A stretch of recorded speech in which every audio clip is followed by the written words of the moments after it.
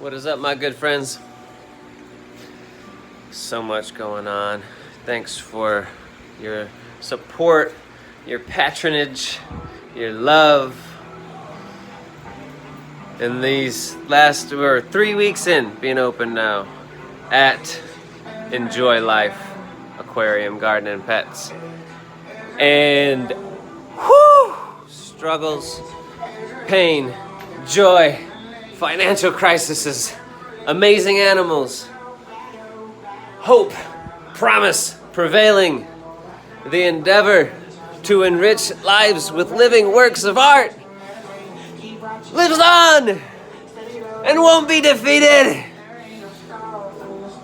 MFer. It's fun and difficult. So let me walk you through what we've been doing, what we got going on, what we're still got in the works. Let me get that message off my screen because it's bugging me. We've got our coral tank rocking and jamming. We got this tank out of the way so our front room is open.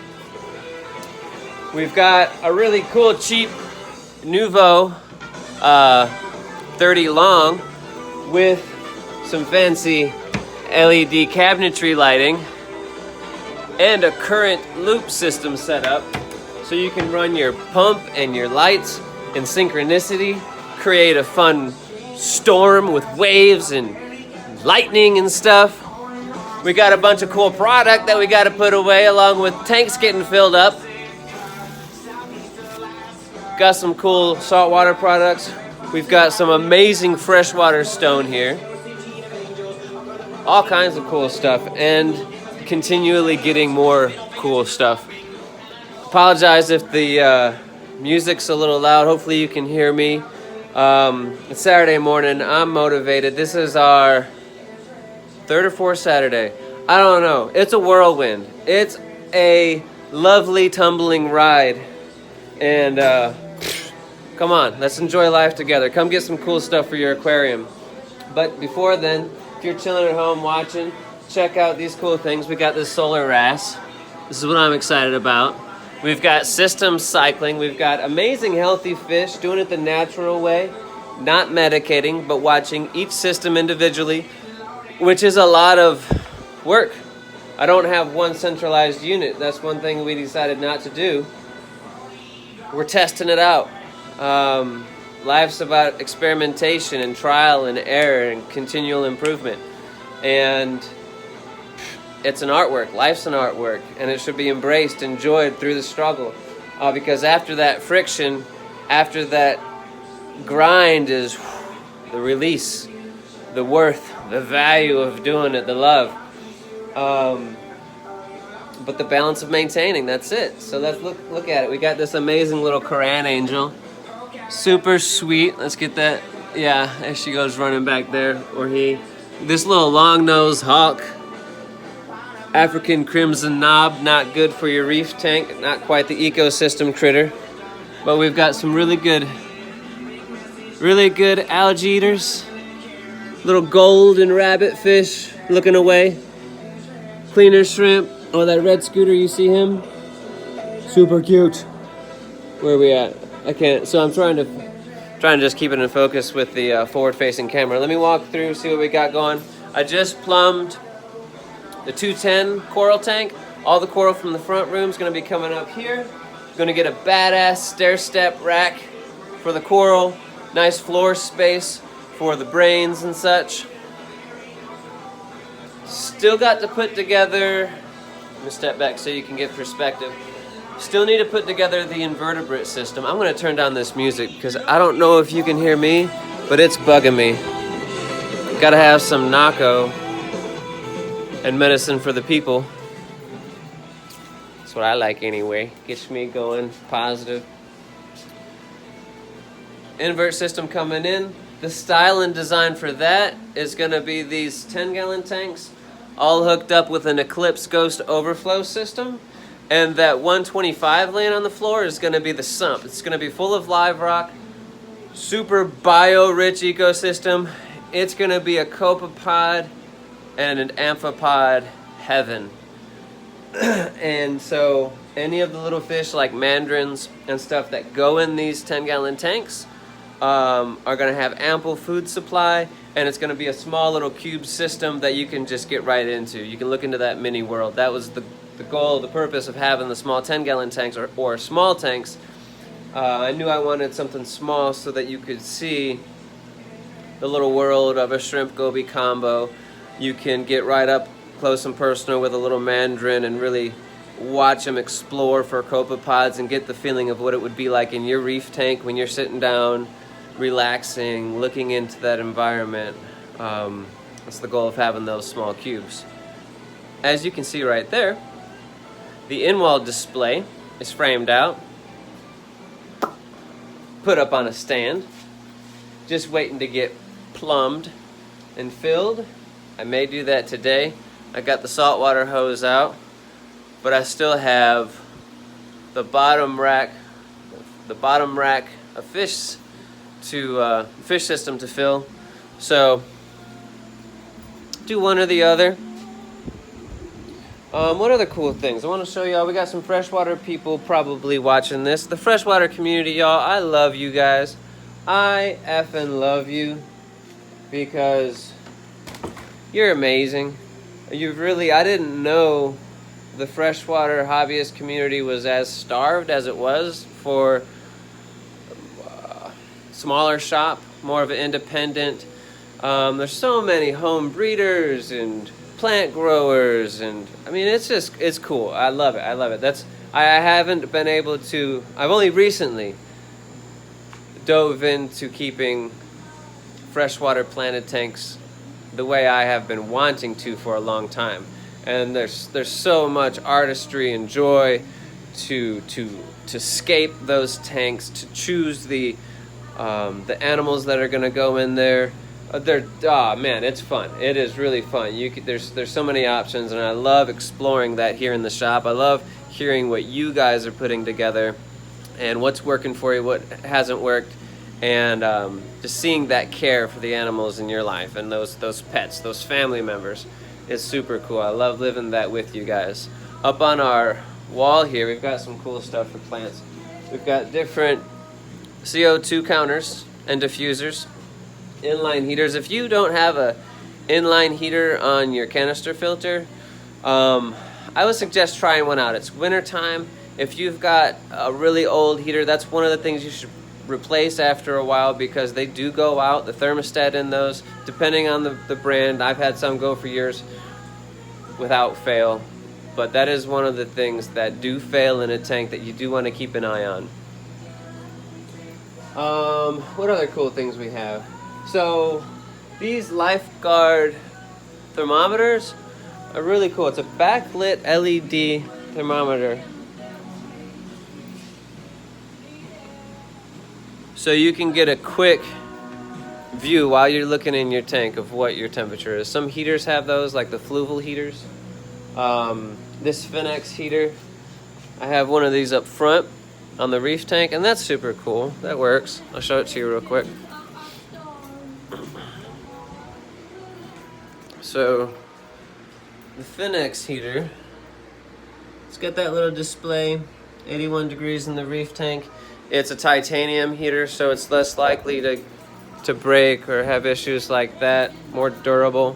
It's got the external control and LED display. I was gonna say LCD, but it's LED.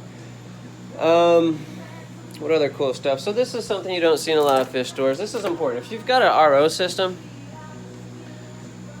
get a leak controller for it. They're not too expensive to ensure that you're not going to have water all over your utility room floor, your kitchen. You're not going to have all that wood rotted underneath your cabinet. Just put that on. So you just hook it up in line at the supply source. It has a two-part metal detection system that when they're connected via water, it trips the RO, so it shuts off the supply line. It trips the mechanism. You want that. You don't want water on your floor. You don't. What else? We got cool stuff. Okay, so cool aquatic shears. We've got these. for 24 bucks. The JBJ. If you've got a carpet, you need to get in at a weird angle. We've got these little amazing bonsai shears that work well in an aquatic environment to get down in the nitty-gritty of the branches and snip out some dead branches out of your Java fern or Amazon swords. You got a little dead thing, you just want to get in there and snip it, get precise. I love these. They got a nice little point. They're cool. We've got Sarah test strips, see what your water quality is. These nice little Chemi-Pure Blue. It's a mix of high-grade carbon and Purigen, other synthetic media resins that absorb bullshit out of your water. Or fish shit, really. Sarah O-Nip tabs. These are super cool for the baby. We feed these to the baby guppies. We've got baby endlers up there. And let me show you what's cool about that. If you don't know, then let me show you what it is.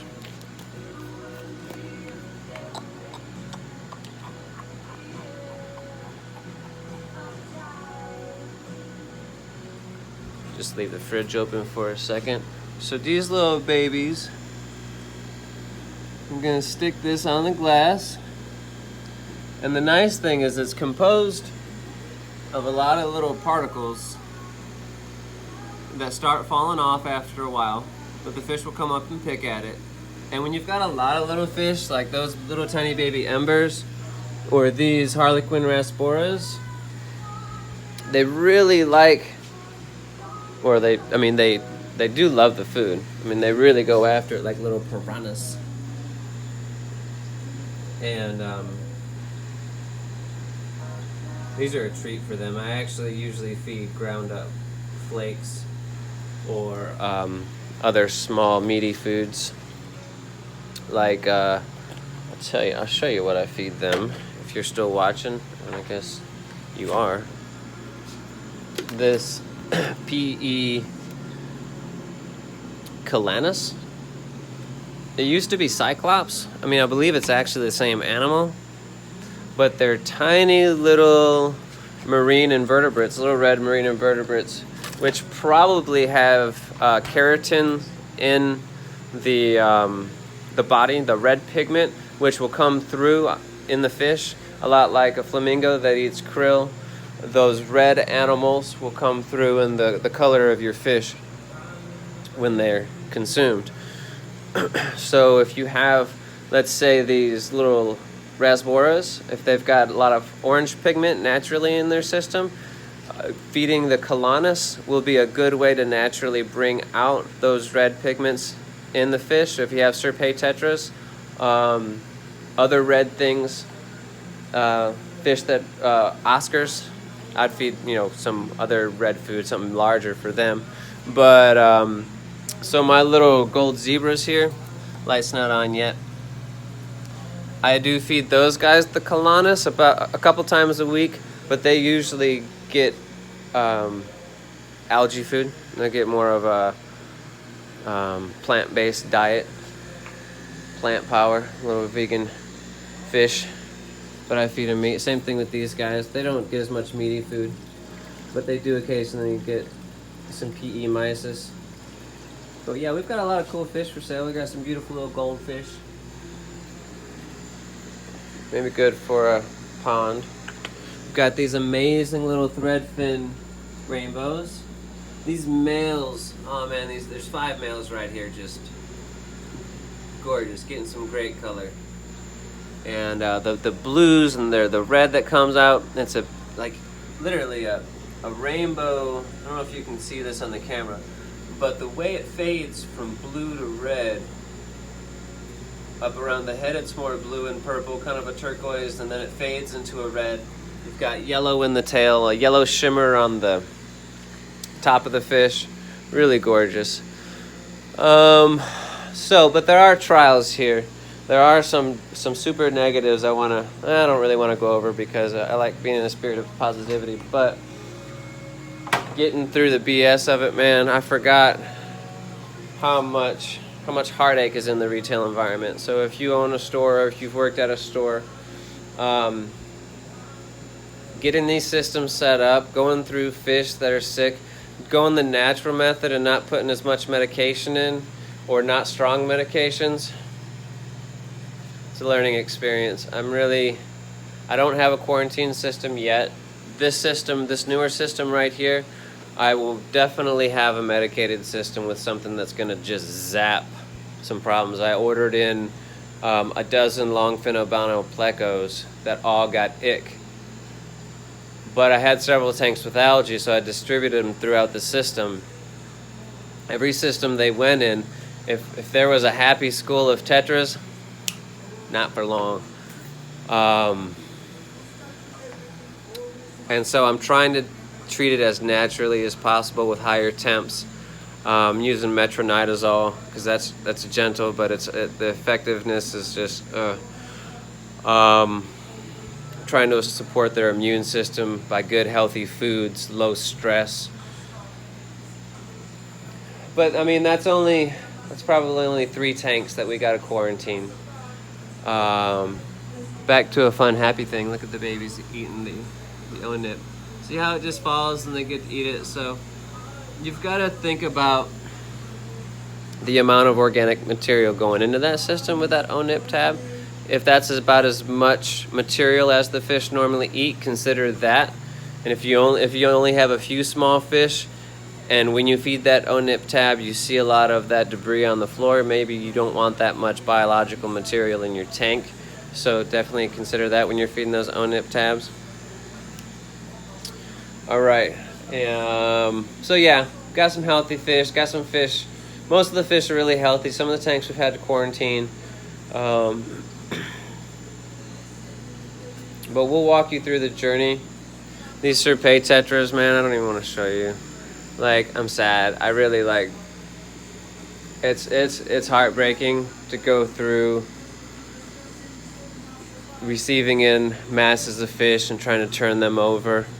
Trying to provide really healthy, stable fish to the customer.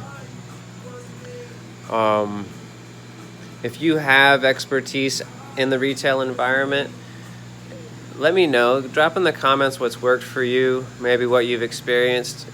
It helps to share and to hear from other people what they've gone through. Even if you've just had a horrible experience once or twice and you're like, man, I feel for you. I know what it's like. Yeah, like the goal is to keep really happy, healthy environments. And when that's not happening and you feel a bit powerless to make it happen, it sucks. Like that's what do you do with that? I mean, you just try your best continually. You don't stop. To leave on a good note, let's talk about a couple of other things we have.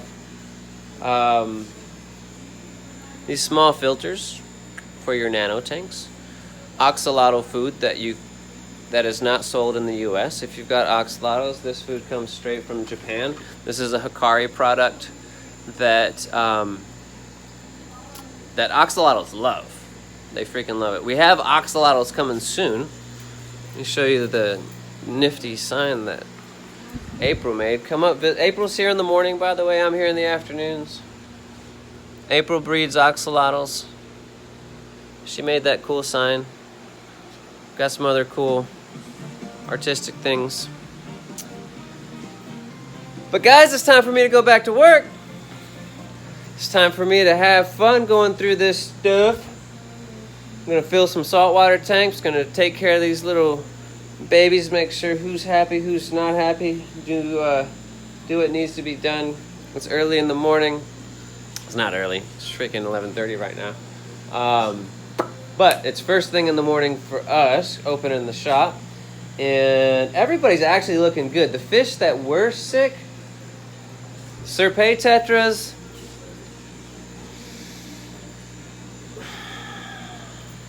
I love y'all. Sorry. Everybody else, though, some of the fish that were looking a little bad are actually pulling through. The tanks that were cloudy, they're pulling through. So that's good. There's none, no worse. It's just there are a couple tanks that were looking bad. The Serpays are looking worse. I'm gonna finish up in the coral room. Anyhow, we won't sell you sick fish. It's really important to us to enrich your experience rather than give you some sick fish to make a buck. My goal here is not just to make a buck, but to enjoy this life that I'm living, creating this pet store, and to help you enjoy life by having an amazing ecosystem that you can give and receive love and enjoyment with. So, if you're into salt water, and if you're not, check it out. This is one of the things I enjoy. We've got these gorgeous Indonesian torches that are hard to come by nowadays because the Indonesian oceans have been shut down. You get an angle that you can see. We've got some nice frog spawn, Acanthastrias, now Micromusa. Let's see, Blastomusas. More frog spawns. Some gorgeous different color candy canes. So we've got what I call the Granddaddy Turk candy cane. This is a beautiful turquoise variety of candy cane. We've got one bicolor back there. We've got this amazing huge Ulaphilia brain. Would be considered a closed brain, kind of like a platygyra, but a little bit more fluffy. The Ulaphilia is about 7-8 inches long. It's $325, I believe. But if you don't want to wait 5 years for a frag to grow out, come get yourself some fluffy Ulaphilia. Got some cool leathers, several different species of leather. We've got the, where are we at? All right, let me get out of this. The sunlight junk that we've got going on. Man. Anyhow, the leathers don't want to, there we go, kinda. Right there on the right, on the left of your screen, those fluffy ones.